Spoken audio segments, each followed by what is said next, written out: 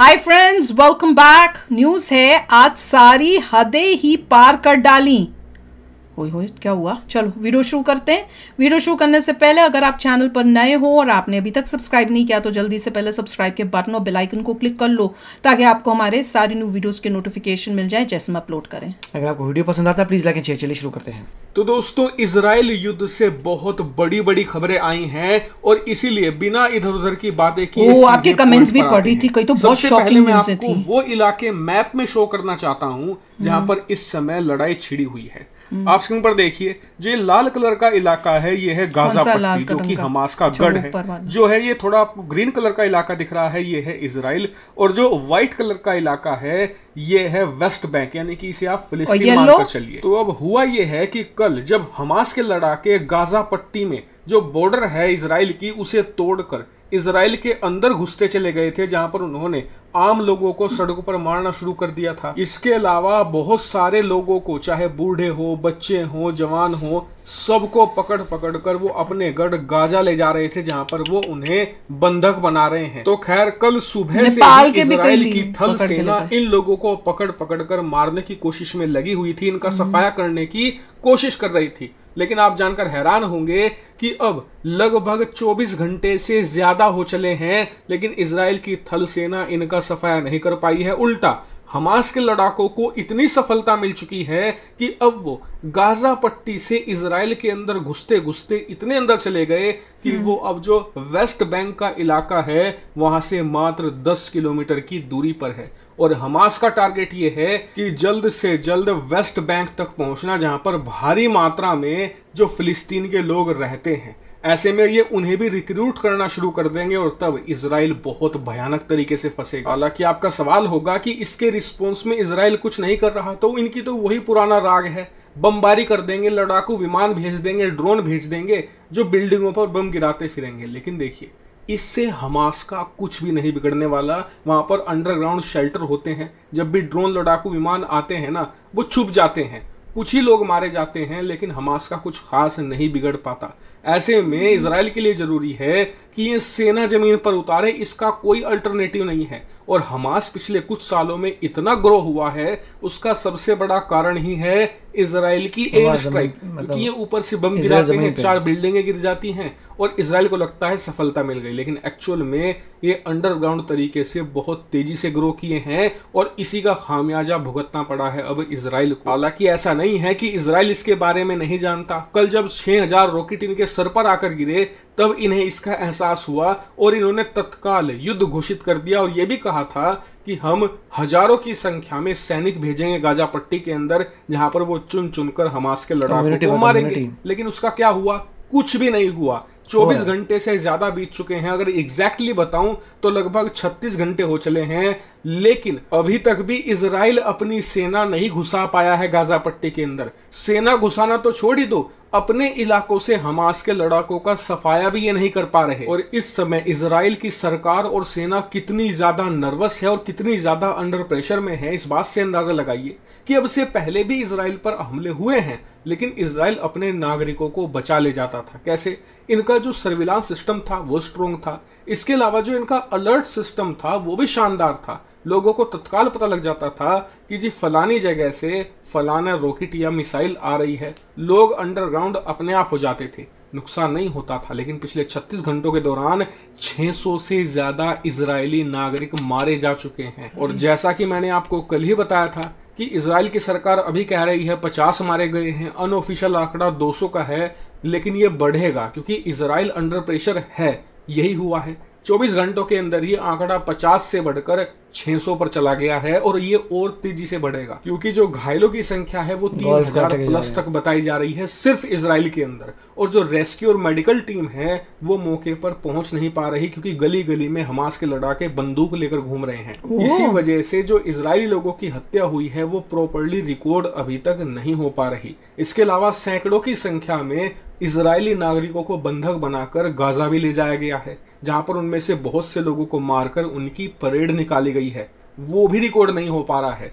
इसी वजह से जो मौतों का आंकड़ा है आप मानकर चलिए बहुत तेजी से बढ़ेगा आने वाले दिनों में। इसके अलावा एक सबसे बड़ी ट्रेजेडी घटी है एक पार्टी के दौरान। दरअसल गाजा पट्टी के करीब ही एक इजरायली लोगों की पार्टी चल रही थी। उस पार्टी पर अचानक धावा बोला गया जिसमें बहुत सारे विदेशी नागरिक भी थे और एक साथ भारी मात्रा में लगभग 250 से ज्यादा लोगों को बंधक बनाकर गाजा ले गए थे। लेकिन अब रिपोर्ट आ रही है कि इनमें से बहुत से लोगों को बेरहमी से मार दिया गया है आतंकियों द्वारा। इसे एक बहुत बड़ी ट्रेजेडी बताया जा रहा है और इसमें बहुत सारे विदेशी नागरिक थे जिनमें से एक जर्मन महिला थी जिसे मारकर उसकी परेड निकाली गई। लेकिन इजराइल के लिए सिर्फ ये दिक्कत नहीं है कि हमास के लड़ाके उस पर हमला कर रहे हैं, उस पर रॉकेट दागे जा रहे हैं, उसके नागरिकों को मारा जा रहा है, किडनैप किया जा रहा है। इसके साथ साथ अब सबसे बड़ी दिक्कत ये खड़ी हो गई है कि लेबनान से हिजबुल्लाह ने भी रॉकेट मिसाइलें और आर्टिलरी फायर करना शुरू कर दिया है इजराइल के ऊपर। और यकीन मानिए ये बहुत बड़ी बात है, क्योंकि जो लोग नहीं जानते उन्हें बता दो कि हिजबुल्लाह सबसे बड़ा दुश्मन माना जाता है इजराइल का। आप ऐसा समझिए कि हमास तो कुछ ही कुछ है, हिजबुल्लाह बहुत कुछ है। 2006 के दौरान हिजबुल्लाह और इजराइल के बीच में एक युद्ध हुआ था और उस युद्ध में पटक दिया था हिजबुल्लाह ने इजरायली सेना को। और ऐसा क्यों?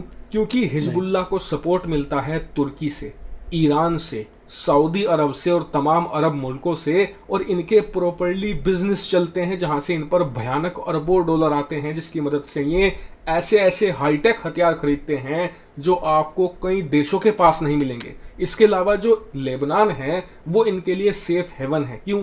क्योंकि लेबनान के अंदर पूरी तरीके से इकोनॉमी का डिस्ट्रक्शन हो चुका है, सरकार लगभग ना के बराबर है, सेना खत्म हो चुकी है, तो वहां का कर्ता धर्ता इस समय हिजबुल्लाह ही है। और आज 2023 की बात करें तो हिजबुल्लाह अपने पावर की पीक पर है और इसीलिए हिजबुल्लाह ने चेतावनी दी है इजराइल को कि अगर उसने तत्काल युद्ध नहीं रोका तो अभी तो उसने कुछ ही हमले किए हैं, लेकिन आने वाले कुछ ही घंटों में वो इतने हमले करेगा कि इजराइल झेल नहीं पाएगा।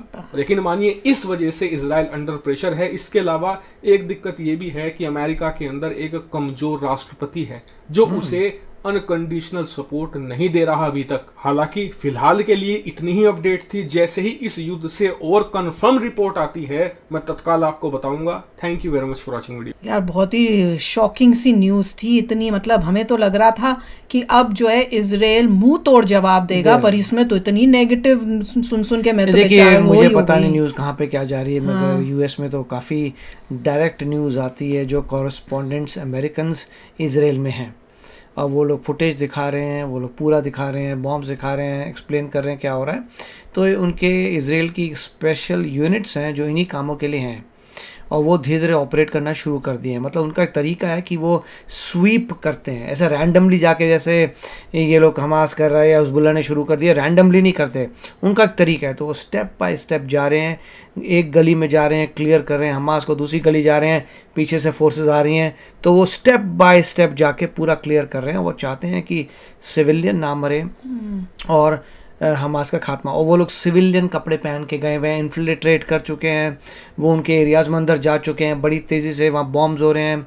और मेरे ख्याल से अभी तक फ़लस्तीनियंस की जो डेथ हुई है अनफॉर्चुनेटली ज़्यादा हुई है देन इजरायली। तो बहुत कुछ हो चुका है जो हमें भी यहाँ धीरे धीरे पता लग रहा है क्या हो रहा है। तो इजराइल तो उनको पूरा करेगा, खत्म कर देगा, हिजबुल्लाह को भी खत्म करेगा। एक ज़माने पे 7 कंट्रीज ने उस पर अटैक किया था तो वो तब जीत गया था, तो अभी तो 2 क्या चीज़ है। और यूएस उसके साथ है, पूरा उसकी यूके उसके साथ है, फ्रांस है, सारा वेस्टर्न वर्ल्ड उसके साथ है। क्यों? क्योंकि उस पर टेररिस्ट अटैक हुआ है। आप जो है सिविलियन, एक होता है कि आपने टारगेट किया कि भाई यहाँ पे आर्मी के लोग हैं तो हमास सिर्फ आर्मी को उड़ाए, ऐसा नहीं है। हमास ने 5000 रॉकेट छोड़ दिए, जहाँ गिर गया, हु केयर्स, कोई ना कोई तो मरेगा, तो वो टेररिस्ट अटैक नहीं। और उसके बाद जैसे बता रहे सिविलियंस को उठा के लेके जा रहे हैं। उसका फेस्टिवल हो रहा था कहीं पार्टी, मतलब डांस, फॉरेनर्स को भी उठा लिया, डांस का फेस्टिवल हो रहा था, आके वहां से लोगों को पकड़ के ले गए, जीपों में ले गए। मतलब वो बहुत ही आउट ऑफ कंट्रोल हो रहे हैं, जैसे कोई भी गुंडे मवाली होते हैं। बिल्कुल। अब इजराइल को डेफिनेटली शॉक लग रहा है कि ये लोग इतने गुंडे मवाली बन चुके थे, हमें नहीं पता चला था। तो that is another intelligence failure है और मोसाद को बहुत पैसा मिलता है, तो वो उनकी क्लास बाद में लगेगी। अभी इजराइल कह रहा है कि वो बाद में देखेंगे, हमें क्यों नहीं पता लगा, अभी तो मैं कंटेन करने दो सिचुएशन। तो जब सारी सिचुएशन कंटेन होगी तब देखेंगे कि कौन चेंज होता है। दूसरा ये है कि इजराइल में बहुत ही पॉलिटिकल पावर्स इंस्टेबिलिटी थी। पहले एक पीएम बन रहा है, वो हट रहा है, फिर दूसरा बन रहा है, मतलब कितने 5 राउंड 6 राउंड इलेक्शन। जब लोग वहाँ के इलेक्ट ही नहीं कर पा रहे किसी बंदे को, तो इवेंचुअली इस तरीके से वीकनेस आती है। सारी जनता लगी हुई है अपने लीडर चूज करने में, बैक टू बैक इलेक्शन करे, कोई अपना माइंड बना नहीं पा रहा। दैट इज द रीजन कि ये सब होता है। अगर स्ट्रॉन्ग पॉलिटिकल कंट्री स्ट्रांग हो तो फर्क भी पड़ता है। बिल्कुल।